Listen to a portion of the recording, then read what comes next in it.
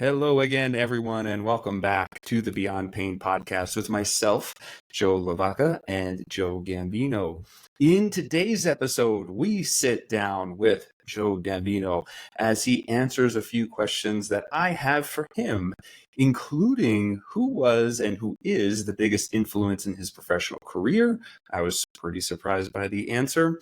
And also, how has his persistent pain experience shaped the way he practices and made him more empathetic? Joe shares lots of great insights and information, both for clinicians and patients alike. So we hope you enjoy this episode and all future episodes of the Beyond Pain podcast. And if you do, please like, subscribe, share, all those wonderful things that we are capable of on social media to help the podcast grow. And without further ado, we bring you episode 6. Enjoy. Welcome to the Beyond Pain podcast with your host, Joe Gambino and Joe LaVacca. Join the two Joes, two physical therapists, as they discuss how to navigate the uncertainties of pain so you can move beyond it and get back to the activities you love most. This podcast is for Joe, and their guests to share their clinical thoughts and ideas based on their collective clinical experiences. Can this information be for you? Maybe, but we cannot know for sure. Therefore, it is always worth talking to your healthcare provider to make the best decisions in your care before you implement anything on this podcast. And please use common sense. What's up, brother? Welcome back in, baby. Last episode was probably my favorite because it highlighted me. So I'm really excited to have everyone listen to it and share their thoughts. And I guess I would say, because I failed to say this before we signed off, that if you guys have any questions for me, let them rip. You can, like Joe always says, message us on Instagram. You can also get our emails through our website. I know mine's up there as well. At strengthandmotionpt.com. And, Joe always mentions the social channels. We also have a social page for Cups of Joe's PT or the Beyond Pain podcast on Instagram. So if you just always kind of jump onto Instagram, you can always just comment on our posts and ask us questions there too. All right. So we'll be taking a look at that also. But anyway, you asked me a question on the previous podcast about shows that we're watching or should watch.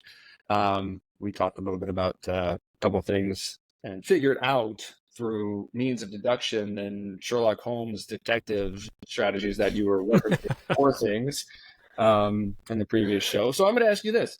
What are you listening to these days? What's in the vinyl record player? What's on your Spotify playlist? Let us know what we're missing out on here. So let's see here. I'm gonna try to figure this out. I just pulled up Spotify tab to answer this question for you. So recent. There's only really two ways that Spotify comes on in this house, and one is to entertain Olivia, or B, I'm working out, and then randomly maybe when we're cooking or something like that, we'll pop it on. But it looks like here yesterday, Olivia and I listened to Queen radio.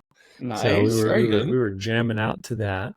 There is a good deal of she's actually been at the country lately, so some country music has been playing on here because she'll rock out to that, and she's a Swiftie just like you, Joe.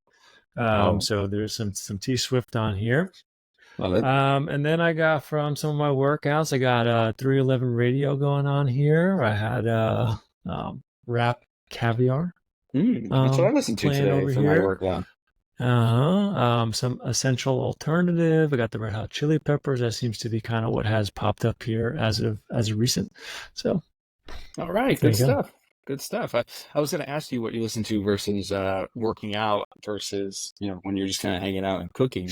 And it seems like Rap Caviar, Ja Rule Radio is some of my favorites for working out. Don't sleep on Ja, even though we don't know where he is anymore. And when it comes to cooking and stuff like that, Kitchen Swaggle is always Kitchen Swaggle. I haven't listened to that. I'll put it on next time I'm in the kitchen. That's what I would say is a crime pleaser, right? I think Olivia would like that. I think you and Jen would like that. So next time you guys are cooking, hop on Kitchen Swagger, and to anybody listening, try to check that out too. All right, I like that. I like that. I would say, yeah, lifting wise, I found myself, Ozzy Osbourne has been No More Tears. That album, I love it. It's probably like a top three album for me. Wow, look at you. I don't know. I could just jive with it every time I'm lifting. Um, what else do I tend to listen to while I'm lifting? Rap tends to find its way in there. A good deal of time. It's usually something in and around the 90s, early 2000s, for sure. And then some of the heavier stuff usually will find its way in there. I don't really listen to it all that much when I used to, but we'll get some stuff closer to metal that finds its way in there to kind of get a little bit of that adrenaline pumping for some of the lifts.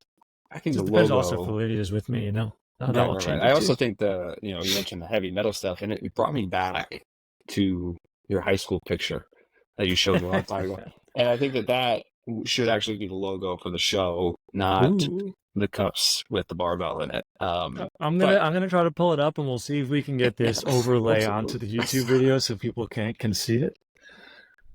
It's epic. but I mean, I need my hair it to grow is. back that way. I know. I mean, that's what you were like. I go heavy sometimes. I was like, oh, I know where that came from. That's back to my skateboard days. Oh man! All right. So what are we doing today, Joe? Take us through. What are we doing today? I think we're highlighting you. Oh, we are highlighting me. So I'm not gonna take. Well, I'll take it. I'll give the full on intro. I know Joe did a partial one where you can reach out to us. But just a reminder, DM us. We love it. I love it for sure. I think Mm-hmm. that's the best place for you to reach out because you're gonna get instant feedback from us. We can have a whole conversation. My handle at Joe Gambino DPT and LaVacca Strength and Motion _PT. Don't forget our YouTube channel. These shows will be live.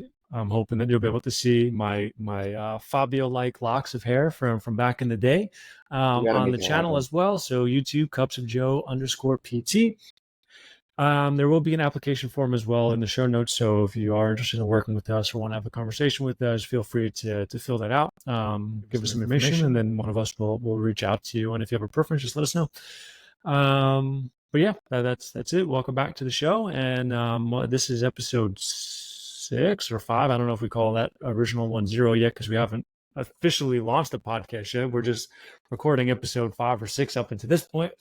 So Joe, take it away. I know you have some All questions right. for me today. Yeah, I think we'll kind of start at the beginning here, Mr. Joe. And I want to know who was or is your biggest influence in your, let's say, professional life. We'll keep it there as a PT and strength coach. And I don't know if that changed for you over time. It could be the same person, so it doesn't have to be a was is. It could just still be is. But I was kind of thinking about that the other day. Okay, well, I'll start here. I would probably say that over time, I've had two mentors as far as I would at least say I have at least two mentors as far as development. One of them was very, very early on, Chris Carlson. He owns a gym now, Iron Line. I think you do know him, Joe. Mm-hmm. But we worked together at a gym in Astoria, Queens. For my first job in the industry overall. And he was seasoned. He shortly after I was hired there, he became the head trainer there. He quote unquote ruined me, right? I mean, like he taught me a whole lot about strength work. He taught me about how to get clients. I mean, like everything. So a lot of the backbone for what I've done from a strength perspective, from a fitness perspective, started there, and then layered on with whatever certifications and education that I've done on top of that from there. The other mentor I have, and this may surprise you, Joe, is you. Oh, this Yes. is quite a curveball. Yes. I mean, my first job out of physical therapy school was a perfect stride. And I felt like you very well took me under your wing. And, you and Vikash and even Dan, but I say we probably had the most back and forth with talking through ideas and how we were going about social media and all that stuff, right? So I feel like, I feel like that really helped me kind of because I've talked about this before. I think even on when this was the Fitness of the Fairways podcast, and we may have talked about this in the past. But when I first became a physical therapist, it was a hard um, character trait's not the right word, but it was like hard for me to digest going from what my like identity, that's the word I was looking for, was a strength coach, was a personal trainer, was the fitness side of things. And there was, before I became a physical therapist and before Perfect Stride, there was, even though I went through physical therapy school, a distrust with the PT system. So I wasn't in love with the whole prospect of being a physical therapist, and I almost took a step back and decided to go back to personal training, or strength coach, or my own business, like starting a gym.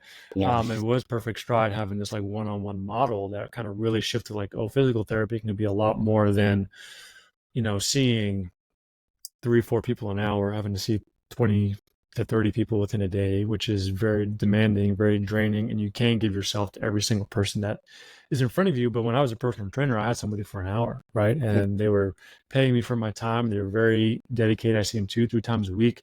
And then environment was just more fun for me, right? Like I can really connect with the people I was working with. And Perfect Stride kind of brought me back to that. And you guys kind of almost brought a love to the rehab side of things, and now I can fully embody both aspects of things. And where I love to work now is kind of meeting those two things in the middle. How can I use all my rehab knowledge, and how can I use my strength coach knowledge, my personal training knowledge, the fitness side of things, and help really get people over that hump, and take care of the things that are nagging at them, but also get them back into fitness now. So it's not like I need to rehab and then I can go back into fitness. Those things can happen side by side. And it just depends on where you are on that continuum. Depends on how much of what we can do for each, and slowly build from there. So there it goes. Well, thank you very much, Joe. I really appreciate that. And I've learned a ton from you as well, which kind of brings me to another question.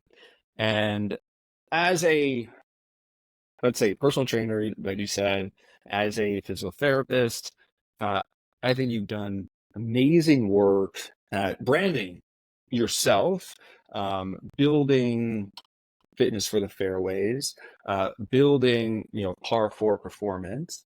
So if you could think about giving a young PT, and I can say either PT as a personal trainer or a physical therapist, um, some business advice, maybe things that you wish you knew a little bit sooner.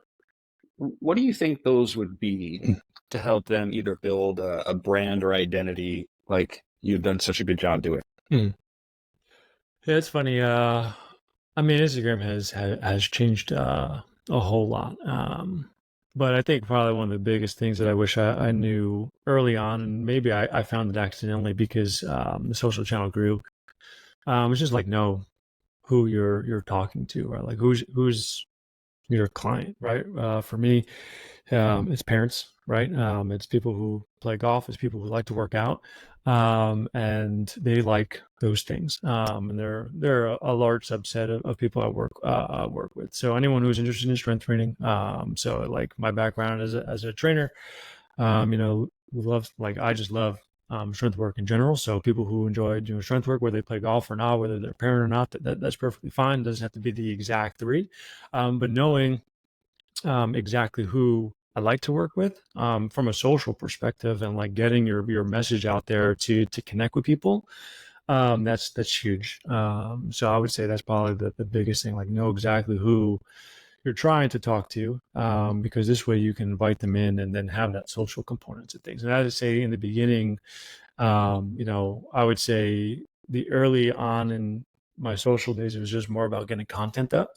Where now I'm more interested in connecting with my audience via like messaging them. Right? Like I have a new follower, I send them all a message. I say, hi, how's it going? What's up? And try to get to know a little bit about the people who follow me. It's just a little bit more fun that way. So it's, I still try to put out good content, educational content, same way why this podcast now exists. But I also like to connect with people. So I would say, those two things alone, I think, have made a big impact for my business. It just have made things more fun. Knowing who I want to work with, who I feel like my services can help, and then connecting with them and just letting conversations happen. And then if someone wants to work with me, then they let me know. I don't ever like try to sell somebody and a message or anything like that just because we're having a conversation. It's just open, fun, get to know each other. That's why I my content is going to be more and more so driven around parents, around golf, around strength training, because those are things I love doing. So it makes it easier to connect with people, right? If someone's a golfer or someone has a kid, right? Like it's fun to kind of talk about those things and how just really connect on those topics. So if someone's up and coming, they're doing content, get it out there, be consistent, but then also feel free to connect with the people, because that's what I think social media is all about. That's a great answer. I think that's something that I've been working on as well, is like my messaging. And interestingly enough, I just had this conversation this morning, and I feel like originally when Strength in Motion was starting on Instagram and social media, I was talking a lot more to clinicians and, trying to pivot on that, and actually, maybe, over the last few years, finding that kind of niche or passion for people in chronic pain. And switching hats, right? Because, my hat that I loved wearing the most initially, I guess, when I started, was being an educator. So how could I reach more clinicians, more clinicians, more clinicians? And then it slowly evolved over time, and I had to make some personal decisions that maybe pulled me away from the education space. But now, just speaking directly to the people I'm trying to help and how I can help them, and how I can help them solve their problems, I think has really been a big shift in the business for me too. So that's great. As we sort of like maybe push to a different aspect, this will be a little bit more personal, because I figured we went a little professional route. How has being a dad impacted your views of movement and rehab, if it has at all? So it hasn't yet impacted my views on what I do. What I would say for sure is that it has shed more of a light on how important making sure I feel good, making sure that I'm strong, and making sure that my body is capable. Because now it's not just so much like, I've always liked to be strong. I've always, sports was mainly the thing, like for me in the past, where like I always wanted to be able to go out and, play golf, if I want to play softball or football or whatever, just go out and do it. Pick up basketball, whatever it is. Now I just want to be able to make sure that along her journey, right, I'm always able to keep up with her, and always make sure I'm one step ahead of her, right? So I want to be the guy who's like 55 years old, and if she wants to go play, ball or volleyball, or she gets into golf or whatever, like she does from these perspectives, and just to be able to do that stuff with her. And I think that will be a way for us to continue to connect as she gets older, where it's obviously now, I mean, I throw her around and we wrestle and like all that fun stuff, right? And I want to be able to make sure that now, right, my body can continue to do that stuff. So there's a lot of that now, and it's I mean, my body's always been very, very important to me, but it's now not just for me, right? It's now for my daughter as well. So I think that will change, and I don't know why this reminded me of this, but what it didn't really change anything for me, but we were just in Texas to see my dad, and a bunch of her family lives in Texas, and they came over while we were there, and my niece, she set a timer on her phone every hour of the day. It would just go off. And it was called Wiggle Time. And nobody really knew why she did it. And I was like, Georgie, why do you have a timer for Wiggle Time? And she was like, yeah, it's like, my bones feel stiff, so I just want to move. And I was like, Wow, that's pretty awesome. And like, that is awesome. all of us as adults can take that as a lesson learned. Like, I mean, she's young. I don't even remember exactly how old she is. 7. My stepsister listens to this and I get this wrong. She's gonna be mad at me. She young, right? We Like, can edit it. yeah, edit this out. Yeah, but she has no issues, right? She doesn't have pain, right? But she feels like things feel stiff if she's just not moving, and like, she's in school or whatever, and she just wants to get up and move. And that's like the best lesson all of us can do. Just get some movement snacks throughout the day. Just, you're just sitting at your desk for hours at a time, set a timer, you get up, move, get back down, get back to work, right? And I think we all feel a lot better, build much better movement habits if we take George's advice. I love that. I love that. So it seems like being a dad impacted your prioritization just a little bit, or maybe thinking more for the long term rather than short term. And I would say that that's very similar to myself. And I loved what you put it. The reason why I was doing all the things that I do wasn't just for me anymore. It was for someone else. And I think it kind of created this accountability too, where, yeah, I wanted to be around for as long as possible so I can share in all these moments with Avery. And I think the added thing for me is watching Avery got older, and maybe this will happen for you too, was just seeing her, solve movement problems kind of really change the way I was coaching and cueing people in the gym, because it was like so many people come in and they're like, well, I don't know how to squat. I don't know how to walk. I don't know how to hinge. I don't know how to do this. And I'm like, well, Avery does. And you did, and no one taught you then. So what makes us think we need to be taught again? So it was really like about setting up environments differently, challenging tasks a little bit differently, which I really think helped shape my lens. So I'm glad that we had some similar experiences there. Do you think that we have time for one more? Oh, go for it. We always got time. All right. Okay. Well, I mean, of course, this is a highlighting episode of you. Why wouldn't we drag it out for as long as possible? I know we had spoke about, maybe this is a little bit of a similar question then from what you had asked me. Your injury history, you've been open about on Instagram with your back pain and how you've worked on it, and how you've kind of prioritized different things as far as your own care goes. So I was wondering, like, having had, really maybe persistent pain yourself, how has that made you become more empathetic to the people that you work with?